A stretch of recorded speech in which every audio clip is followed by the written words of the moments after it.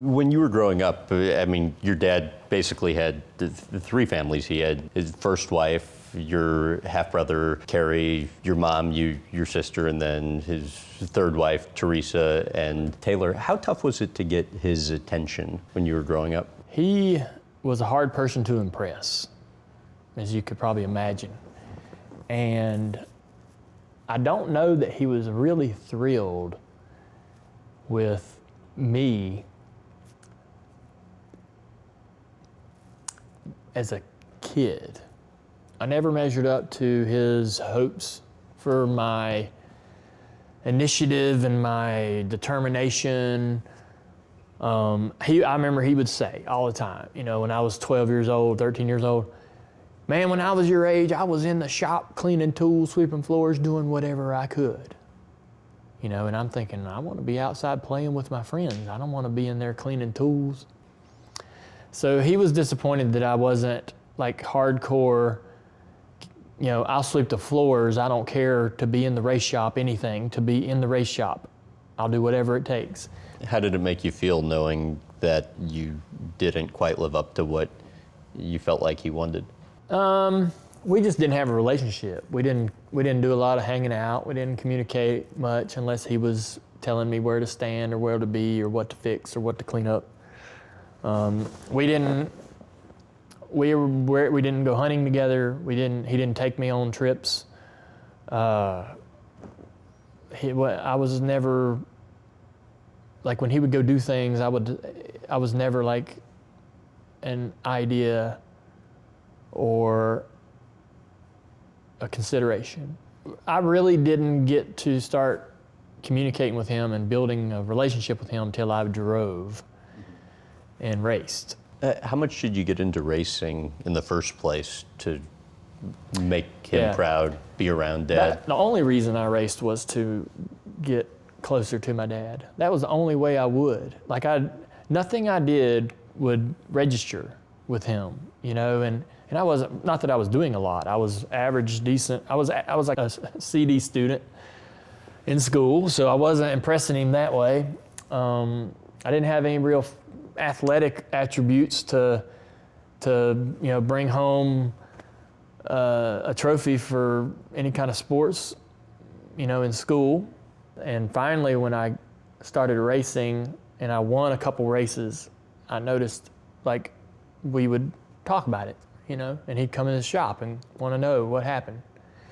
And so like I got more and more into like, hey, I want to do racing because it gets me closer to Dad. And, so luckily that happened. How often, if ever, would he go to school functions or Never. sporting He missed graduation. events? I played soccer when I was a freshman in high school. I'd never seen a game. He never went to any of those games. But he missed my graduation. I was really disappointed with that. I mean, I have no pictures of my high school graduation. Not a damn decent photo. I went to it and had my gown on and went home. It just, Dad wasn't there. They were racing somewhere. How do you think that impacted how you want to be as a father? It doesn't cross my mind like, man, I'm gonna do it differently, than it happened to me. I don't even realize how it happened to me until I sit down and think about it.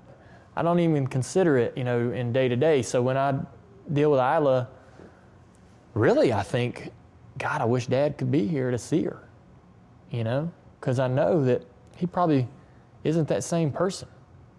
When he died, he wasn't the guy that would miss his son's graduation. He was that guy who was 92 when it happened. But in 2001, he wasn't that person anymore. Were there ways in which, looking back now, you missed the attention that you wanted? Oh yeah, but my dad thought it was okay to, you had a roof over your head and you got to go to school and you got fed and you got a car when you turned 16, or as long as those needs were met, you didn't need the emotional piece of it, but that's what you longed for, was the emotional piece of it. You you wanted to sit down at dinner and have a family dinner. I mean, we sat at the dinner table and ate by ourselves, you know. We didn't go on vacation with our dad, and when we did go on vacation, it was to Daytona Beach to the race. He went to the racetrack, we stayed at the hotel and swam in a pool with people, other race kids, you know. It was just very rigid, and our dad didn't have a lot of time to spend with us and didn't choose to spend time with us, and yeah, it was just really different, yeah. How much did you find that changed later on in life? I think it was on the cusp of changing when we lost our dad. You know, my dad had another daughter, Taylor, who's 16 years younger than I am. And, you know, and I don't say any of this negatively about my dad. It's my experience and it's what's made me who I am. So I'm very appreciative for that.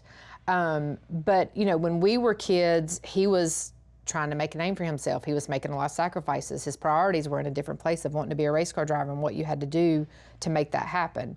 When Taylor was born, our sister, all that was done. He was a successful race car driver, and then he had the opportunity that he could provide for her and, you know, provide a lifestyle for her where he could be involved and spend time with her.